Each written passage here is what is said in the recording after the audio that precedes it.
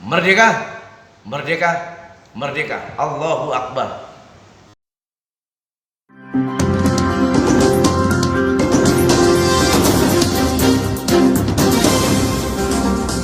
Audio Jungle.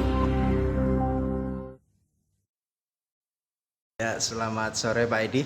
Selamat sore. Pak Edi, tadi Pak Edi menjadi juru bicara dari fraksi Partai Persatuan Pembangunan pada rapat paripurna kali ini dalam pembahasan 4 raperda. Tentunya tanggapan Pak Edi seperti apa ini untuk kali ini? Terima kasih bahwa perubahan raperda yang ada, yang itu dari eksekutif yang disampaikan, yang pertama dulu kemarin sudah disampaikan oleh Bupati, tadi kan baru tanggapan.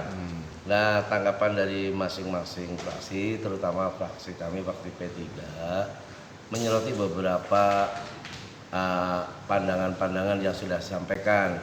Salah satunya di sana tenaga asing. Jadi 274 tenaga asing yang ada di Kabupaten Cilacap ini, P3 meminta supaya tenaganya itu tenaga yang betul-betul tenaga ahli, bukan tenaga kroco, angger kuliah keh, tapi bagaimana kita bisa mentransformasi yang namanya ilmu. Minimal syaratnya adalah bahwa yang dikerjakan itu memang yang kita tidak punya di Kabupaten Cilacap, sehingga nanti bisa mentransformasi ilmu. Nah, kalau kerja yang katakanlah kasar, ya cukup dari Cilacap lah. Selain memang bayarannya tidak terlalu tinggi, kalau pakai tenaga asing kan otomatis tinggi.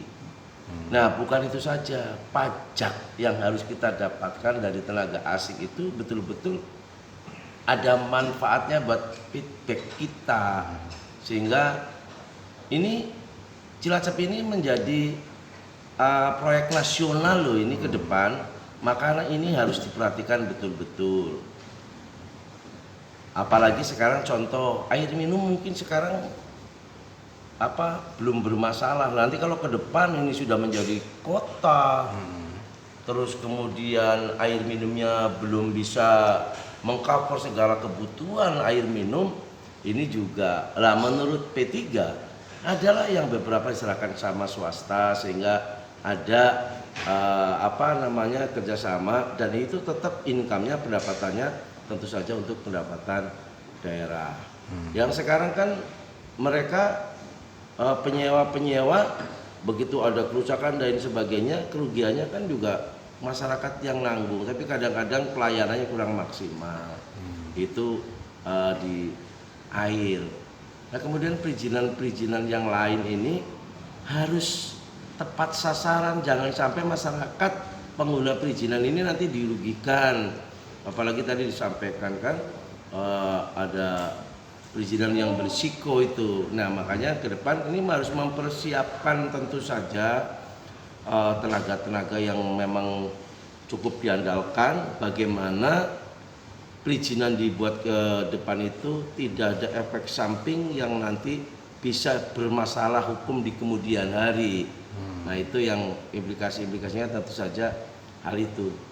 Saya kira itu yang lebih tepatnya, sehingga ke depan ini Cilacap di dalam mempersiapkan diri menghadapi proyek nasional ini sudah ready, sudah siap segala-galanya.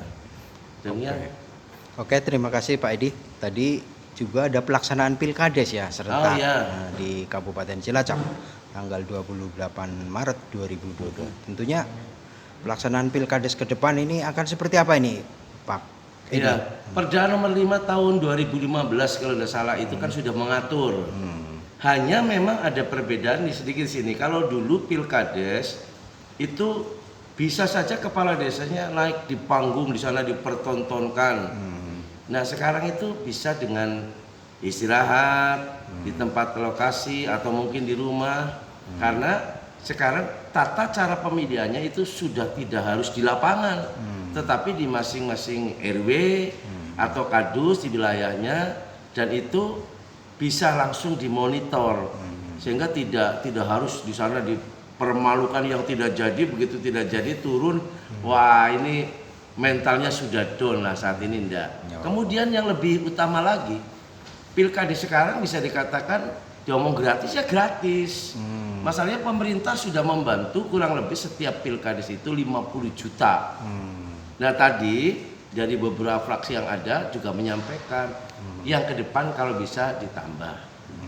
Nah, hal ini kalau nanti betul-betul bisa dilaksanakan bahwa semua bisa terakomodir oleh bantuan pemerintah, tentu saja kita bisa meminimalisir mungkin untuk terjadinya katakan money politik. Itu yang penting itu, sehingga betul-betul pemilihan kepala desa ini kan, kalau kita pemilihan kepala desa kan demokrasi yang seutuhnya ada di sana sebetulnya nih, ada di sana, sehingga kalau kita bilang jurdil, insya Allah di